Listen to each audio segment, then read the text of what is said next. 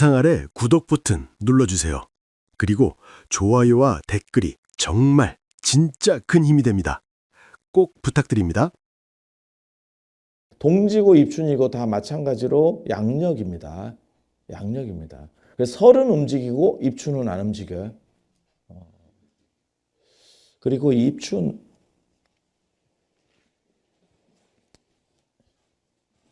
짝대기 어디 갔지? 여기 있나?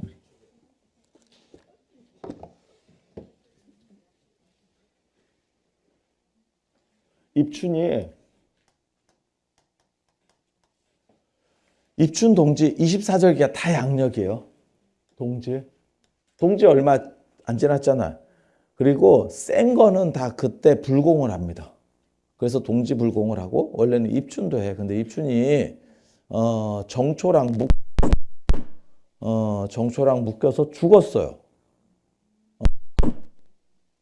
뭐 하노? 아무것도 안 만졌어. 그래서 동지랑 입춘 이 두 가지가 있는 거고 그냥 거기다 놔요. 이때 불공하는 거고 그 다음에 이제 설이 있는 거죠. 설은 입춘보다 빠를 때도 있고 늦을 때도 있어요. 이건 음력이니까. 이건 양력이고요. 그렇잖아. 네. 그래서 작년에 윤달이 있었기 때문에 설이 지금 무지하게 늦죠. 뒤로 쫙 밀렸죠. 그래서 입춘이 빠른 거고 동지는 작은 설이라고 그래서 그때 한 살 더 먹는다라는 얘기를 제가 전에 해드렸었고 요거는 뭐냐면 주나라 때 설이에요. 주나라 때 설. 중국의 고대 왕조에 주나라가 있어요. 호경에서 수도를 잡다가 나중에 낙양으로 옮기는 서주 동주 이러는데 공자가 주나라 사람인 거예요. 그 동주 시대를 또 나눠서 춘추 시대, 전국 시대라고 합니다. 중국은 서가 언제나 앞이고 동이 뒤에요. 서가 언제나 앞이고 모든 왕조가 다 그래요. 외울 때. 요걸 바꿔서 전후라고도 합니다. 똑같아. 상식적으로 그냥 알아두시면 돼. 그러니까 서주, 동주, 서한, 동한. 그러면 서가 앞이야. 서진, 동진 이러면 서가 앞이야. 그러니까 다른 걸로 바꿔보면 전후로 하면 사실 안 헷갈리거든. 그래서 전한, 후한, 서한, 동한 이렇게 그냥 상식적으로 그냥 알아두시면 돼. 한 번도 바뀌는 적이 없어. 언제나 서가 앞이야. 서가 앞이야. 재밌어. 저렇게까지 될 수 있나 싶은 대부분 수도랑 관련하고 위치랑 관련해서 동서로 나누는데 서가 언제나 앞이고 동이 뒤야. 그래서 이렇게 돼 있고 요 주나라의 동주 시대를 춘추 시대와 전국 시대로 나누거든. 공자가 저 때 사람이잖아. 저 시기 사람이잖아. 그래서 공자가 속했던 나라가 주나라. 그리고 중국 사람들이 어떻게 보면 가장 이상적으로 생각하는 나라 중에 하나가 주나라입니다. 주나라입니다. 나중에는 한나라 뭐 이런 걸 들기는 하는데 한나라도 뭐 별로 딱 뭐 이래요. 그래서 주나라. 그래서 나중에 칙천무가 황제가 됐을 때도 당나라를 끊고 국호를 주나라로 바꾼 거예요. 주나라로 바꾼 거예요. 그 주나라의 설날이 동지입니다. 그래서 이때부터 나이를 먹는다라고 하는 개념이 지금까지 있는 거예요. 그럼 입춘은 뭐냐? 입춘은 주나라 앞에 은나라가 있고 그 앞에 하나라가 있어요. 하나라가 있어. 하나라, 상나라, 그 다음에 저 주나라 이렇게 되거든요. 하상주. 이 상나라의 수도가 은허예요. 이게 반경이 옮긴 데가 은허예요. 그래서 은나라의 마지막 도읍이 은허거든요. 은이거든요. 그래서 은나라라 그래요. 그냥 수도 이름을 따서 은나라라 그래요. 그래서 같은 나라예요. 그러니까 은나라라고 하는 거는 상나라의 후기를 가리키는 용어예요. 그러니까 신라처럼 제가 전에도 그런 말씀 드렸잖아요. 신라가 진짜 웃기는 나라인 게 992년이나 갔는데 수도를 안 옮겨. 근데 중간에 몇백 년 하면 한 번씩 옮기는 게 맞아요. 조선도 사실은 좀 옮길 수 있었으면 옮겼으면이라는 생각을 하거든요. 그러면 좀 새로워져. 지배계층이 바뀐다니까. 왜냐하면 수도를 옮기잖아. 그러면 안 떠나는 세력이 있어. 그 동네에서는 센데 지금도 비슷할 거. 여기 옆에가 세종이 있잖아요. 행정수도를 옮기잖아요. 서울에서 안 내려오는 사람이 있어. 끝까지 버텨. 그런데 나중에 진짜 이쪽이 수도가 되잖아요. 예를 들어서 그냥 행정수도가 아니고 진짜 수도가 돼. 그러면 그 세력이 나중에 도태됩니다. 왜? 안 내려왔으니까. 이해가 되시죠? 이쪽이 이제 메인으로 바뀌니까. 강남, 강북 개발될 때도 그래요. 강북이 전통적으로 있었잖아. 강남이 막 개발되고 있을 때 강북 사람들의 마인드가 뭐였는지 아세요? 저는 어렸을 때 그걸 봤잖아. 저런 데 가서 누가 사냐 했어. 그때 강북 집 한 채를 팔면 강남에서 몇천 평을 살 수 있는 그런 상황이었었어. 저런 거지 같은데 누가 사냐? 저 걸뱅이들이나 저 판자촌 그 이주시키고 뭐 이런 놈들이나 사는 거지. 그때 옮겼으면. 뭔 얘기인지 아시죠? 그때 그 사람들은 수천억 부자가 될 수 있는 기회를 날린 거예요.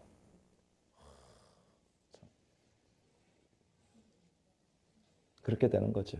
그래서 요 하나라가 있는데 이 하나라를 쳐주지는 않아요. 왜냐하면 역사적으로는 나와 기록에.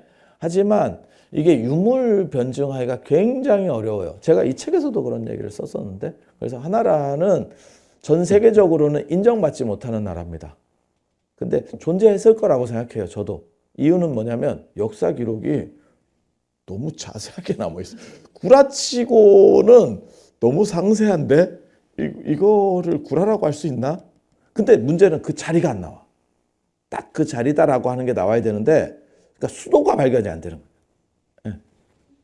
그래서 요 하나라가 인정을 못 받아. 그래서 중국의 황하 문명 하면 은나라를 얘기하는 거예요. 여기서부터를 얘기하는 거예요. 요 앞에 이걸 조상시대라고 하거든요.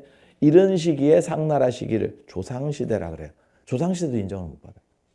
은나라부터 인정을 받는 거예요. 근데 전해지는 썰에 의하면 이 썰이 저도 잘 모르겠습니다. 안 나와요. 아무리 찾아도 안 나와. 그런데 전해지는 썰에는 뭐라고 나오냐? 그러니까 역사적인 게 있느냐, 기록에 있느냐? 없어요. 썰에는 하나라 설날이 입춘이었대. 입춘이었대.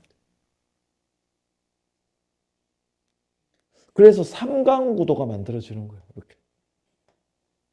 지금 우리가 알고 있는 설이 있잖아요. 이게 춘절이거든요. 중국에. 그거는 한나라 때부터 형태가 갖춰지는 거예요. 한나라. 그러니까 그것도 한 2000년 넘어가는 거죠. 오래된 거죠. 송나라, 명나라 때 되면 지금 우리가 생각하는 것 같은 이런 설의 강력함이 나타난다고. 네. 그리고 그 전에는 왕조마다 다른 거예요. 그래서 제가 전에 그런 말씀 드렸잖아. 1월이 정월은 아니다. 정월은 왕조가 시작하는 달이 정월이다. 그러니까 11월이야. 동지는 11월이잖아. 동지달이 11월이잖아. 음력 11월.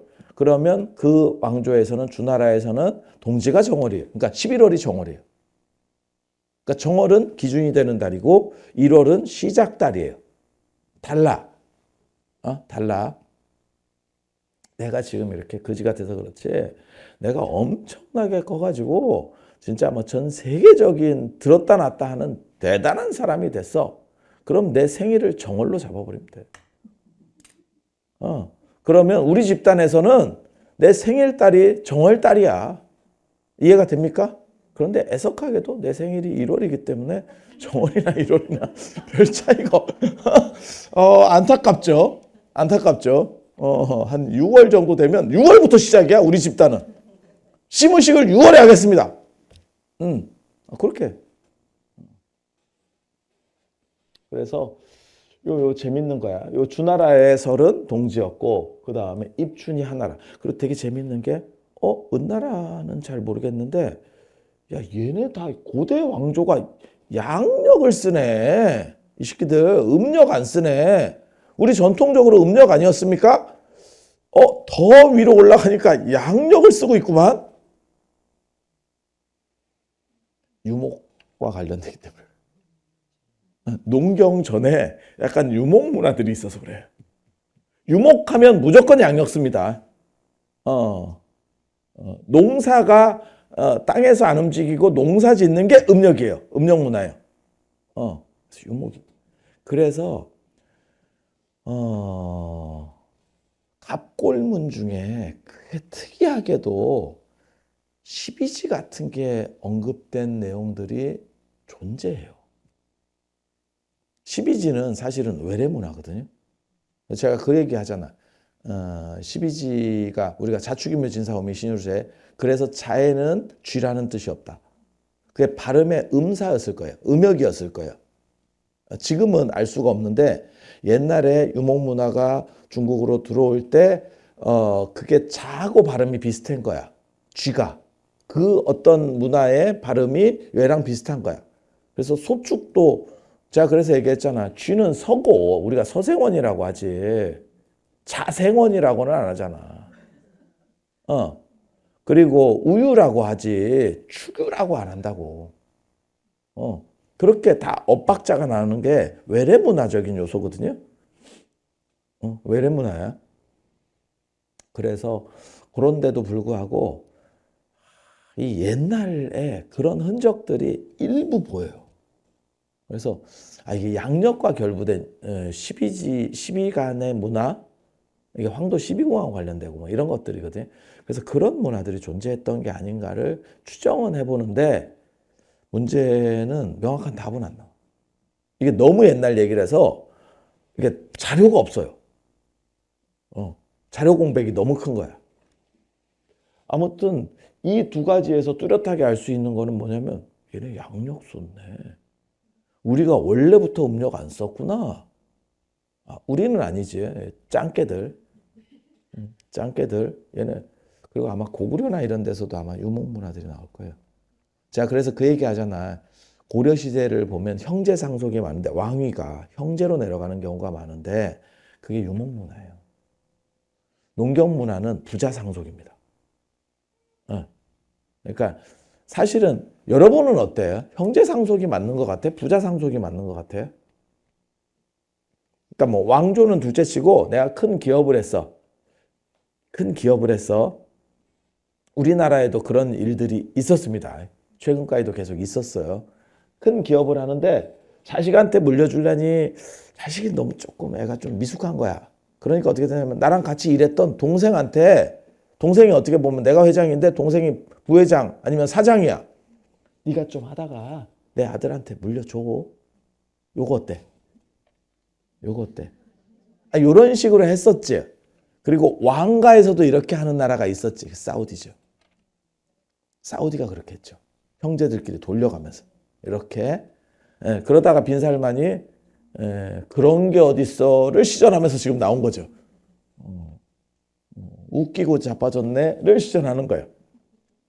근데 이게 사실은 이게 맞는 방식일 수도 있어요. 기업이나 어떤 왕조가 견고하게 가기 위해서는 너무 어린애를 시켰다가 문제 생기는 것보다 지금은 어리지 않아. 정확하게 말하면. 왜냐하면 너무 오래 살아서 문제가 나는 세상이니까 자식도 뭐 나이가 많죠. 근데 조선시대 봐봐. 그러면 어린애들이 올라와요. 왕으로. 그러면 정신을 못 차려. 얘가 많아. 이제 뭐 한 10살도 안 되는 애가 뭘 알아. 그러니까 옆에서 시키면 시키는 대로. 그래서 그 유명한 거 있잖아요. 황보인 김종서 얘기할 때 황표 정치. 황표 정치가 뭐냐면 인사권을 왕이 휘두르는 게 아니고 여러 사람이 이렇게 쭉 복수로 올라오잖아요. 그럼 거기에 이렇게 노란 점이 찍혀 있다는 거죠. 그러면 임금이 단종 얘기하고 할 때 그 얘기예요. 걔를 예 이렇게 누가 합당한 것 같습니까? 예. 이렇게 했다는 거잖아. 왜? 모르니까. 그래서 그런 문제가 벌어지는 거죠. 그래서 사실은 계유정난이나 이런 것도 이 그 관점도 봐야 돼. 그러니까 우리는 자꾸 부자상속이라고 하는 조선시대 틀로만 보니까 그렇지, 세조나 이런 사람들이 살았을 때는 고려시대에 대한 생각들이 남아있을 때예요. 마치 우리가 지금, 뭐 일제강점기에도 우리가 일제강점기를 산 건 아니지만 일제강점기에 대한 생각들이 좀 남아있잖아. 뭐 한국전쟁을 내가 겪은 건 아니지만 어떻다라는 생각이 있잖아. 그러면 지가 유리하면 그쪽 판단으로 땡겨 쓸 수도 있는 거예요. 그러니까 세조를 다 나쁜 놈이라고 욕하기도 좀 애매한 게 고려 때까지는 형제였다니까. 그럼 세조 입장에서는 내가 해도 되는 거 아닌가. 얼마 전까지 그 룰이 그랬었는데 바뀐 지 얼마 안 됐잖아. 그러면 나까지 하고 바꿔도 되잖아. 를 생각했을 수도 있어. 이게 방어 논리로 고착이 되면 그렇게까지 부담이 없었을 수도 있어요. 심리적 부담. 방어 기제를 폈겠지. 그래서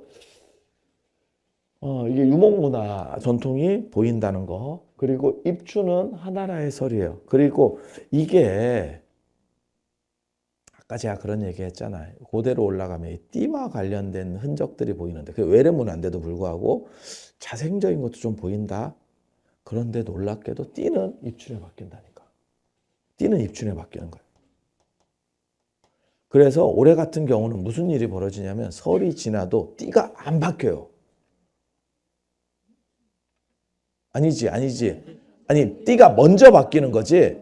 띠가 먼저 바뀌고 설 전에, 그러니까 2월 뭐 한 7, 8일 더 뒤가 돼야 아마 설이 될 거야. 그럼 그 기간 동안은 이미 띠가 바뀌어 있는 거예요. 나는 말띠인 거야. 입춘 때부터 말띠인 거야. 그리고 입춘 때부터 말띠도 아니고 입춘 시부터 말띠야. 입춘날 태어났어도 좀 일찍 나서 입춘 시가 안 됐어요. 너 말띠 아니야. 말띠. 이거 진짜 거지 같은 룰이거든요. 굉장히 복잡합니다. 이것 때문에. 그래서 제가 그런 얘기 하는데, 경호년, 붉은 말, 적토마의 해가 밝았습니다. 그거, 제하에 종칠 때 그 소리를 한다니까 내가 그것 좀 안 했으면 좋겠어. 아니, 무식한 놈들. 음력 설 때 그런 얘기를 해도, 조금 무식하지만 그래도 뭐 그 정도까지는 용인. 야, 제하의 종은 신정이잖아, 신정. 전혀 띠하고는 관계도 없어. 근데 무슨 병오년이 그때 밝았습니다. 개똥 같은 소리를 하는 거지. 좀 안타깝습니다. 안타깝습니다. 그리고 입춘에 바뀌는 거예요. 입춘에.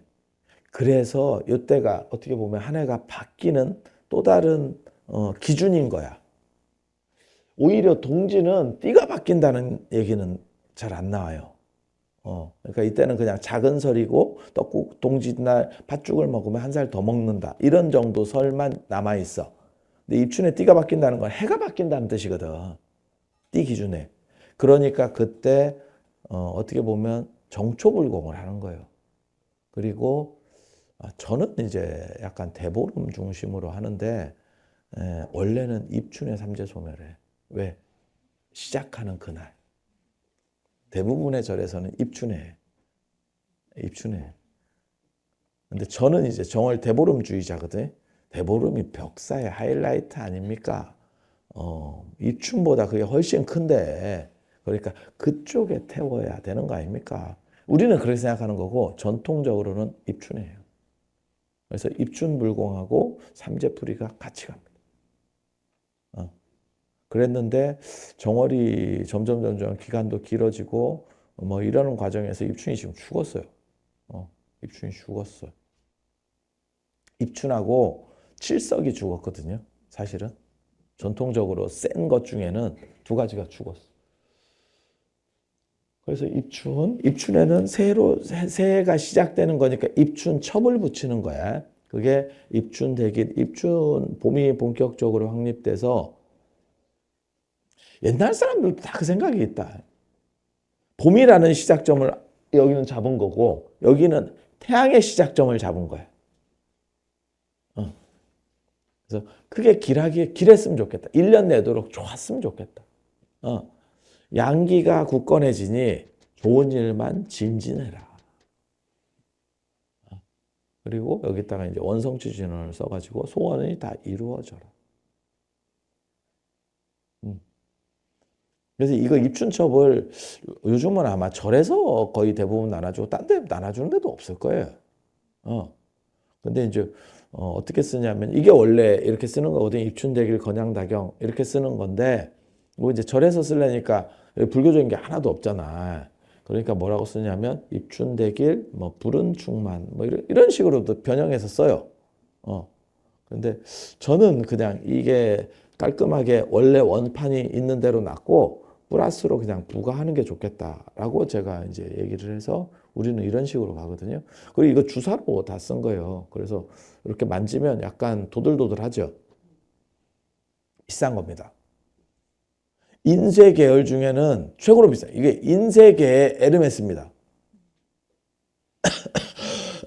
아, 진짜야. 그리고 이 한지도 제가 다 고급으로. 이런 거는 내가 진짜 돈 안 아낀다. 그래서 이런 거 인쇄비가 2천만 원인가 나왔어. 물론 손으로 쓰는 게 더 대단해요. 하지만 인쇄 계열로는 이상하기는 어려울 겁니다. 최고로 맞춘 거예요. 그리고 이것도 우리가 좀 더 크게도 해보고 뭐 여러 가지 시도를 해봤거든요. 써보기도 하고. 너무 크면 쪽팔려. 약간 쪽팔려. 약간 쪽팔려. 그리고 원판은 이렇게 노란색, 황색이라고 하는 건 뭐냐면 가장 길한 거예요. 동아시아에서 이 황색은 황제, 부처님, 성인 이런 걸 상징하는 거고 거기에다가 이제 붉은 주사로 주사는 수은과 유황의 화합물이고 독성이 없는 거는 약으로도 쓸 수가 있지만 대부분은 독성이 있습니다. 그래서 함부로 쓰면 안 되는 거예요. 그래서 이거는 귀신도 부릴 수 있는. 참. 그래서 몰라 뭐 이걸 붙이시든지 이건 흰 걸 붙이든지 동아시아에서는 아무튼 서열은 황색이 1위, 그 다음에 빨간색이에요. 그 다음에 파란색. 네가 어떻게 하느냐? 황룡, 그 다음에 정룡, 청룡. 그 다음에 우리 관복도 보면 원래는 우리나라는 제후국이기 때문에 임금도 빨간색 옷을 입지만 중국은 무조건 황색 입죠. 그리고 그 다음에 빨간색이 높은 거예요. 관복에서 사극에서 보면 봐봐 빨간색이 높아. 그 다음에 파란색이지. 파란색은 약간 이렇게 좀 떨어지는. 아니, 그렇지 않아? 계속 그거 봐왔잖아. 그리고 빨간색이에요. 그래서 이 세트가 원래 최고 세트. 이 세트가 이제 약간 저는 사실은 이게 더 좋아. 좀 깔끔한 느낌. 요거 약간 영험스러울 수도 있는데 약간 뭐 그런 느낌. 그래서 선호도에 따라서 하라고 두 개를 만든 거예요. 그리고 여기도 두 개가 있죠. 그래서 입춘에 띠 바뀐다는 거 잘 생각하셔야 돼. 그래서 제가 환갑 됐는데도 자기 환갑인데 자기 띠도 몰라가지고 환갑 잘못하고 이런 분들도 봤다니까. 입춘으로 바뀌니까 음력으로 바뀌는지 알았다가 입춘으로 바뀌니까 띠가 바뀌는 거예요. 그래서 제가 그런 얘기 하잖아. 이런 거 잘 모르면 그냥 여름이나 가을에 나. 왜 겨울에 나가지고 머리 아프고. 그리고 이거를 통일하면 되는 거 아닙니까? 라고 하는데 제가 그래서 글 쓸 때는 그렇게 썼어요. 시계를 봐라. 시계를 봐라. 시계를 보면 되게 재밌어요. 60초, 60분, 60분 다 아는 거잖아요. 12시. 시계에는 10이 없다. 우리가 십진법 쓰잖아. 시계에 10이 없어. 뭐 10초 이런 거 아닙니까? 전체적으로 60초고 60분이지. 그렇게 끄는 거지 우리가. 아니 맞잖아. 시계에는 10이 없어. 왜 그런지 아세요? 시계라는 개념이 정립할 때가 십진법 시대보다 앞이라서 그래요. 시간이라는 개념을 인류가 정립했을 때 십진법은 언제 나오냐면 십진법은 기원 전후에 나와요. 지금부터 2000년쯤 전에. 이때 만들어지는 거예요. 이때 인도에서 영이라는 개념이 발견이 되고 그게 한쪽으로는 공사상이 되는 거고 불교의 공사상이 되는 거고 한쪽에서는 그게 수학으로 들어가서 아라비아 상인들에 의해서 사용이 되고 그게 오늘날 아라비아 숫자가 되는 거예요. 응? 남인도에서 이 영이라는 개념이 만들어지거든요. 진짜 대단한 인류가 발견한 것 중에서 가장 위대한 발견이라고 저는 생각을 하거든요. 왜? 이거는 철자의 관점이지 실제 하는 게 아니야. 영이라는 개념은. 하지만 관점인데도 불구하고 어떤 인식일 뿐이야. 존재하는 게 아니고 그런데 세상을 지배해. 야, 영이 빠졌다고 생각을 해봐. 지금 문명이 이게 돌아갈까? 영을 빼고 이거를 돌릴 수 있을까? 지금 현대 문명을? 야, 이거 비중이 엄청나거든. 차지하는 비중이. 그런데 실제 하는 게 아니고 가상이에요. 관념의 문제라고. 그래서 야, 이걸 어떻게 생각을 했지? 결과값을 안 뒤에 보니까 일이 쉬운 거고 그걸 아이디어를 낸다는 건요. 스티브 잡스가 스마트폰 만드는 거 이거는 게임도 안 되는 아이디어예요. 이게 지금. 훨씬 난이도가 높은 겁니다.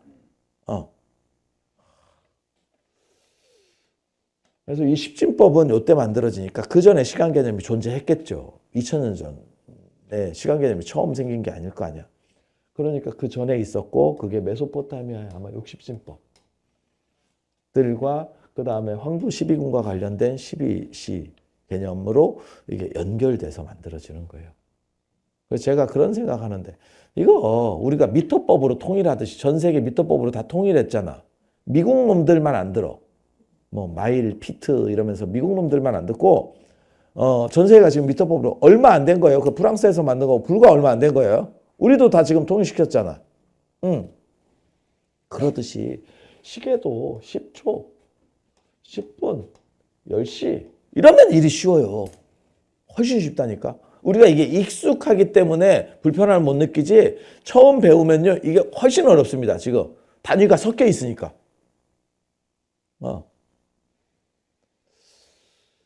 그런데 왜 이 상황이 돼 있느냐? 요게 전통적인 옛날 것들이 누적돼 있는 거죠. 누적돼서 그냥 하나의 시장 지배해버린 거예요. 그러니까 지금 바꾸기도 어려워요. 입춘과 동지, 설도 마찬가지예요. 옛날 문화들이 켜켜이 쌓이면서 적층이 돼버리고 지금으로서는 이걸 교통정리를 할 방법이 없습니다. 그러니까 그냥 머리 아파도 그냥 따라가는 거예요.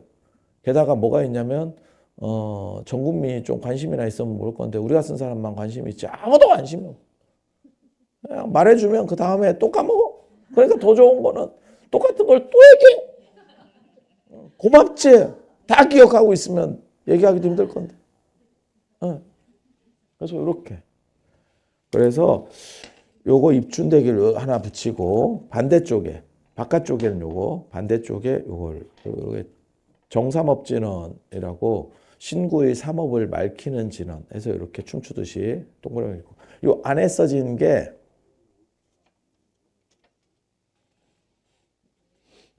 전에 제가 이거는 전에부터 알고 있었는데 제가 중국 가서 아마 그 해능 유적 갔을 때 그랬을 거예요. 해능 스님 유적 갔을 때 제가 그게 또 우연히 눈에 띄더라고. 예. 이게 팔방이라고 하는 건 여덟 방이라는 뜻이잖아요. 여덟 방, 동서남북, 그 다음에 간방, 요거잖아요. 팔방. 중국 사람들이 이런 쓸데없는 짓을 잘해요. 여기 이제 재래라고 써 있는데 재래가 뭐냐면 이게 돈이라는 뜻이에요. 조개패, 조개가 많이 있는 거야. 돈이라는 거야. 그 다음에 레라고 하는 거는 온다라는 뜻이거든. 팔방에서 돈이 쏴들어와요 라는 뜻이에요. 근데 요거를 글자를 겹쳐서 쓰는 거예요. 이게 중국 사람들이 그런 거 하는 거거든. 초재진 뭐 이런 것처럼. 이게 말장난이거든. 그냥 요거를 순서대로 쓰면 팔방제례보다 십방제례가 더 나아요. 십방을 하고 하면 팔방에다가 상하를 넣는 거야. 입체로. 그러면 십방이 돼. 그래서 우리가 그거를 시방이라고 안 하고 시방이라고 하지. 그래서 우리가 시방 3세 이렇게, 그러니까 시방은 방위적인 거고 3세는 시간적인 거고, 하나는 공간, 시간 이렇게 하는 거거든. 그래서 팔방에서 돈이 싸그리 들어와. 딱 이게 중국 스타일이거든. 중국 사람들이 굉장히 물질적이고 돈 좋아해요. 돈하고 금 좋아합니다. 금하면 난데. 금하면 난데. 난가? 근데 중국 사람들은 드러내는 거는 싫어해요. 그러니까 좋아는 하는데 드러내는 것. 그래서 중국 사람들은 부자도 되게 수수하게 입고 다니는 경우가 많아. 우리는 또 이런 거 막 차고 줄줄이 차고 막 뭐 하고 이런 것도 좋아해. 중국 사람은 아닌 걸로. 그래서 이거 되게 재밌어요. 그래서 요 글자를 자세히 보시면 요 봐봐. 팔자 찾아줘요? 요렇게 위에. 이렇게 여덟 팔자가 이렇게 쓰는 거잖아. 그러니까 여기 눈썹 같이. 그 다음에 요게 요렇게 내려가서 요게 모방자가 되는 거예요. 여기까지가. 이렇게. 요쪽에 제자고 이쪽에 레자가 있는 거야. 되게 재밌지? 중국 사람들이 이런 거 좋아해요. 그래가지고 저도 옛날에 이런 걸 하나 샀었거든. 그리고 이거 동그라미 해가지고 팔방제라고 써서 돌리면 빙글빙글 돌아가는 거 있어. 그 얘기는 뭐냐면 돌리면 돈이 계속 좀 유치하기는 한데 그 뺑글이 이렇게 돌리고 있으면 재밌습니다. 그래서 요거는 밖에다 붙이고 요거는 안에다 붙이고 요렇게 하시라고. 그리고 요거 어디서 구하느냐? 금강경 봉창기도에서 주죠. 그리고 개인적으로는 제가 승호 스님한테 계속 그런 얘기를 하는데, 그냥 절에서 필요하면 우리가 돈이 좀 들더라도, 근데 돈이 너무 많이 들더라. 그냥 좀 이렇게 주고 싶은 생각이 있어요. 이유는 절에서 이런 거를 주는데, 불교용품점에 사서 주는데 이게 좀 너무 좀 수준이 낮아. 하고 좀 그렇지. 그러면 그게 싸냐? 그렇게 싸지도 않아요. 네가 어떻게 아느냐? 대량화돼야 싸지는 거지. 소량은 원래 쌀 수가 없습니다.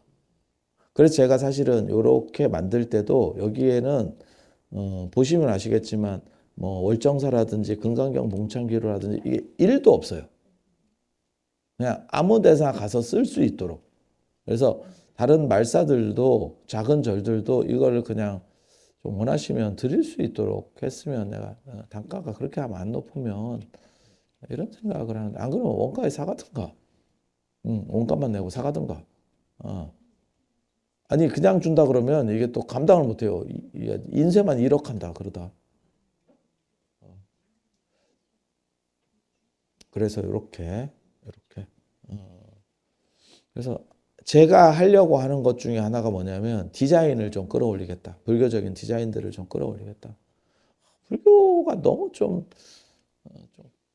꾸지리한 디자인, 삼류 여인숙 같은 뭐 이런 거 진짜 뭐 뭔지 아시죠? 하는 나도 좀 쪽팔려. 그래서 그렇게. 그리고 정초 이 소원지를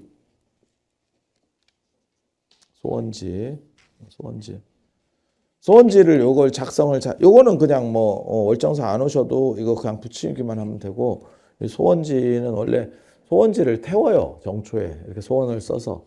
옛날에는 이렇게 살아서 올리기도 했는데, 그거 올리려면 그거 불 잘 해가지고 이렇게 뜨뜻할 때 이렇게 샥샥샥 해서 올려야 돼.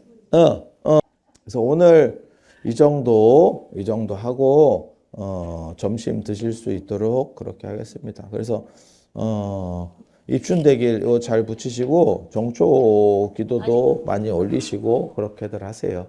자, 들어주셔서 감사합니다. 영상 아래 구독 버튼 눌러주세요. 그리고 좋아요와 댓글이 정말 진짜 큰 힘이 됩니다. 꼭 부탁드립니다.